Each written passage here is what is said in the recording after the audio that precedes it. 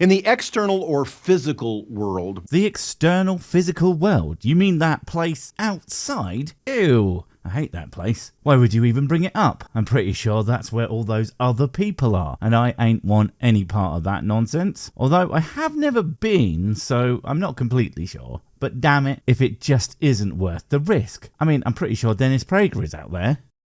We're all aware of standard cause and effect, right? You know, object A acts upon object B with force X. All of us? I don't know about that. There's some pretty stupid people out there. In fact, even people who understand the principle don't seem to understand that. Like how people don't realize that if you walk up to my door and aren't bringing me goods or services and instead want to sell me something I haven't asked for, whether that be your shitty power company, your shitty TV license, your shitty charity, or of course your shitty religion, that piano conspicuously hanging above the door is going to mysteriously fall down and turn you into a pile of enigmatic giblets. Most evidenced by the stains, and yet they continue to do it, sometimes one after the other. We all get that, because it applies to just about everything from electrons to athletes. Saying electrons to athletes is a little odd, because athletes contain electrons. Everything does. It's like saying gravity applies from cement to skyscrapers. Like, yeah, of course it does. One is literally made from the other. Is that supposed to be clever? Or did you just not realize? I have no idea, but it bothers me. But now consider events in your internal or mental world. Lol. Yeah, I did it. So what? You wanted me to actually enjoy myself for a few moments before you go on to pontificate about bullshit for the rest of the video? Okay, thanks, I guess. What causes your thoughts? Whiskey. In fact, it both causes them to be and causes them to stop. Whiskey is all things and should be worshipped as such. All hail Whiskey-ismo and their mighty golden goodness. Nom nom. Some of our thoughts have external causes, like when we touch something and suddenly realize it's hot.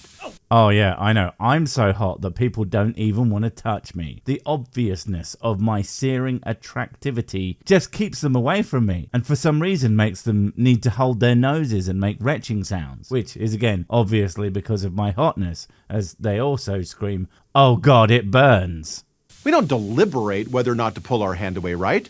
Not gonna lie, your little blue man there holds on to that way too long. Obviously, the guy's too stupid to realize he's being hurt until he can smell the delicious burning flesh. And I gotta say, I didn't exactly expect you to base it off of Dennis. Seems a bit mean if I'm honest. He can't help being that stupid. Our brain has already fired the instruction to do so, involuntarily. Well, yeah, but that's only if you don't have some kind of neurological condition that might prevent it from working properly, and that you have a working brain at all, hence Dennis's death grip on the thing. But yeah, I'm amazed he hasn't accidentally himself to death so far. I can only assume he has excellent handlers. In some strange sense, we didn't really pull our hand away at all, because we didn't choose to do it.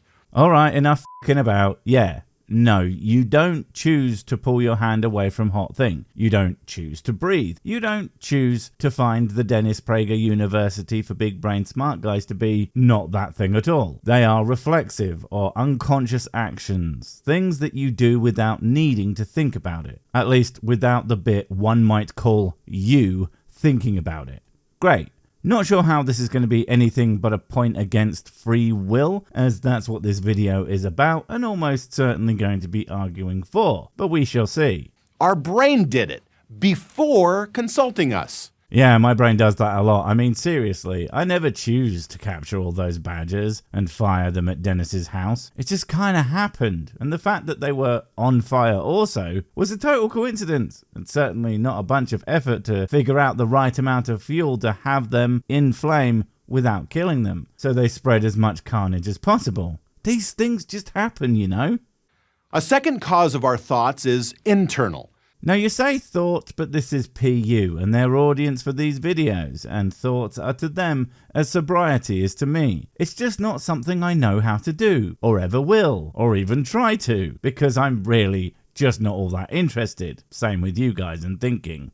Say you're thinking about giving a big presentation, and as you do so, you get increasingly nervous and your blood pressure and your heart rate jump up. Well, yeah, that's going to happen, because why would I ever do that? Again, it's people. That sounds awful. I mean, seriously, why do you think my own live quote-unquote show is called The Terrible Stream for Terrible People? I had to make sure it had the lowest possible expectations, so I could then come back and completely smash them by being way worse.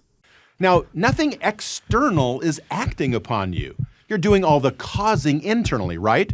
I don't know, all those eyes staring at you, judging, knowing all the stupid shit that you're going to say before you say it, thinking at you, thinking they're terrible, awful, true thoughts. They're all in on it. You'll never live this one down. You could escape. Just run and live in the woods. No one will ever find you. Your anxious thoughts are causing your brain to send signals to your heart, and we get that.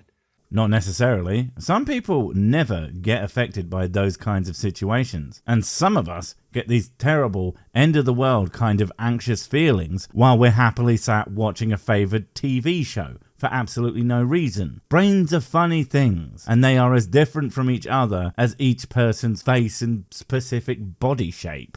But now I want you to consider a third category of your thoughts. Nah, I'm good. I'm not considering any of them until you lot actually, have any thoughts at all. I know I already told you 100 times, those farting sounds in your heads do not count. I mean ones that actually sound like words, or at least pictures, probably drawn in crayon, but it would be a bloody start. It's your conscious choices. Something as simple as choosing where to go for lunch. Or for dinner, or for breakfast, and honestly, we all know there's no real choice. You've got to go to the pub, because how else am I going to have the prerequisite 7 pints of bourbon I need to wash down my giant breakfast with, if not at the pub? Everywhere else just gives me funny looks, especially when I BMOW, or bring me own whiskey. I don't get it. You guys don't even sell it. Why do you care how pissed I am in your establishment? God. Now, when you introspect, when you think about your thinking... God damn it, I can't just keep making the same joke over and over, can I? But it's just right there and it's so easy to do. But no, if we're talking about thinking about our thinking, I should think of a new joke, okay? I got one. You're a smelly bum face. Ha! Got him. Do you believe that you're the active agent in charge of the process? Do I believe I am in control of myself? Do I believe I have true agency in my decisions? I am just about the worst person to ask that question to, with your presupposition of free will and definitely real boys. Because as a person with suspected ADHD, I often find myself wildly out of control of certain impulses, most of them to do with food. And I'm not making excuses, it's just, it'll blow your mind to be sat there minding your own business, and then you look down to find 3 empty pizza boxes and a half-eaten cat, and thinking to yourself, I don't even remember getting hungry. Shit's wild. Or that you're just a passive recipient of the instruction. No idea, but it would seem that no matter what the truth of the situation is, even if somehow there is some fundamental free will particle that made it so everyone could technically make completely random and wild choices, we are still all slaves to our biology. There is absolutely things in the chemicals and electrical impulses and what have you of your brain completely out of your control that influence every single thing that you do. The question then becomes, where does your control start and the neurological soup known to cause people to act wildly out of character when they are unbalanced end? You tell me where that line is and you'll be the greatest neuroscientist that ever fucking lived. That you have no choice in the matter. It's all external forces, be they environmental, genetic, chemical, biological, or neurological. In other words, there ain't no such thing as no free will? Yeah, probably. The same way there's no objective morality, and there's not a single fucking god in the universe, in all likelihood. It's all just swirling patterns of natural phenomena doing weird and wonderful shit. It's actually awesome if you're willing to accept that maybe you aren't the most important being in the universe. That is. Do you think all your thoughts have external causes beyond your control? Or do you think that you control some, if not most, of your thoughts? Given the evidence we have, it would appear that ultimately, yes, I am an incredibly complicated machine that takes incredible amounts of data in and turns all that into the actions I take. And it's a machine so complex that, much like the, relatively speaking, simplistic language models we have developed relatively recently, that give the impression of an intellect making decisions, that my inputs and outputs give me a sense that I am making choices. But that isn't the same thing as actually doing so. Now let's stay with our lunch example for a second. Back to the question. I ask you, where do you want to go for lunch today? I know your game. You're trying to find my little hole-in-the-wall hidey place that does amazing food, and I'm a close personal friend with the owner. Not happening, buddy, so I'll ask you where you want to go, because either way I can be sure not to go wherever that is, because we all know you're the type to say you don't want fries, and then I get the fries, and then you take some because, oh, it's just one or two. No, if you wanted some, you should have ordered them, goddammit. My plate is not your personal fucking buffet. Now, if all you are is a brain, an exhaustively physical system of neurons and synapses, then there's no you that's going to be making a choice at all. Depends entirely on how you define you and how you define choice. Even if all you are is a pile of reactive mush, that's still what you are. And no one and nothing else is quite the same as that. And choice is still the thing that all your reactions do when you come to some inevitable decision, because you aren't magic, but you are magical in the sense that it all works in some pretty amazing ways. Just because you aren't the direct creation of some creator of the or many universes doesn't make you any less interesting. Do try to keep that in mind. Your thought processes are basically just a complex series of colliding electron dominoes crashing into one another. So let's break down into the why of all this, the why you care. It's almost certainly because if you aren't Mr. Free Will Man, that makes you Mr. Sad Man. But that's not a good reason to think that the opposite is true. Much like the idea that not living forever and big sad for some people, and makes them conclude that there must be a heaven then? Well, just because you don't like that you are a ridiculously overcomplicated machine, but a machine nonetheless, suddenly means that free will, as you understand it, am a real thing. The truth is, if there is such a thing, we haven't found it. And if there isn't, it doesn't really change anything. Everything still works the same. You still feel that your decisions are your own. And in a way, they are. There just isn't some magical force justifying that idea. And that's okay. It's just physical cause and effect, right? Something that can be exhaustively understood in terms of physics and chemistry.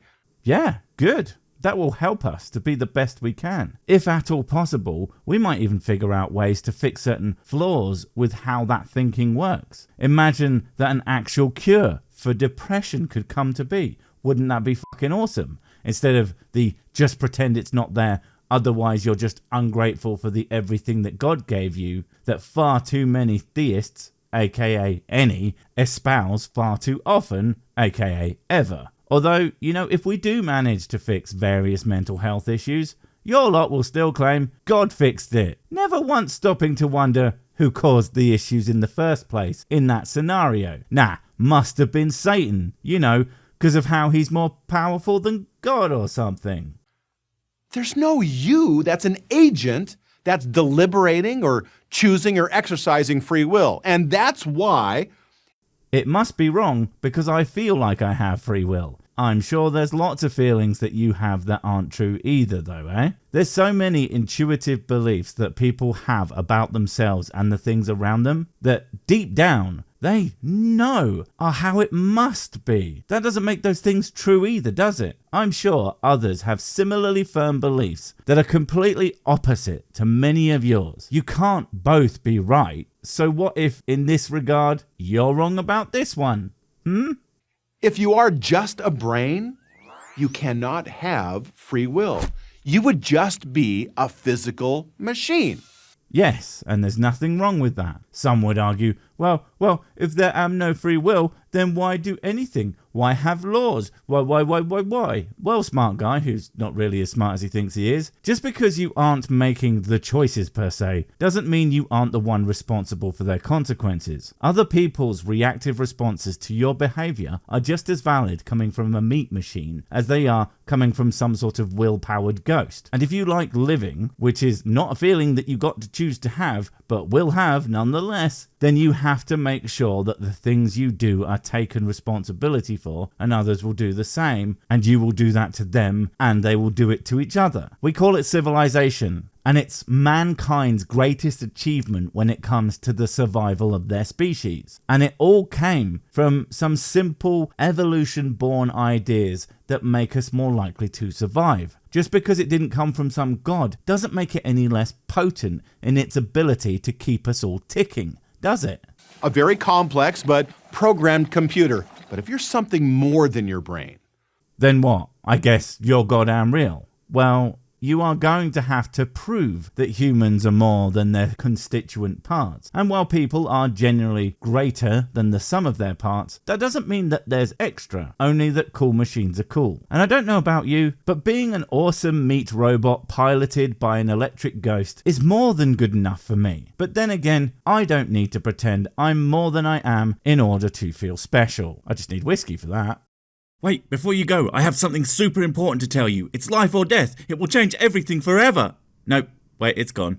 Oh well, probably wasn't important. But while I have you, don't forget to comment, subscribe and notify. And if you want more of my smexy voice, check out Mrs. Six's channel Spoonstaff Stories, where I narrate and voice all the videos, and she does the work. And if you want to support the channel, check out the merch store for cool t-shirts, or check out Patreon, memberships and PayPal to support directly. Finally, follow me on the medias of social to get completely pointless guff and to keep up on the latest releases. Oh, I just remembered what I was going to tell you. Whatever you do, don't touch the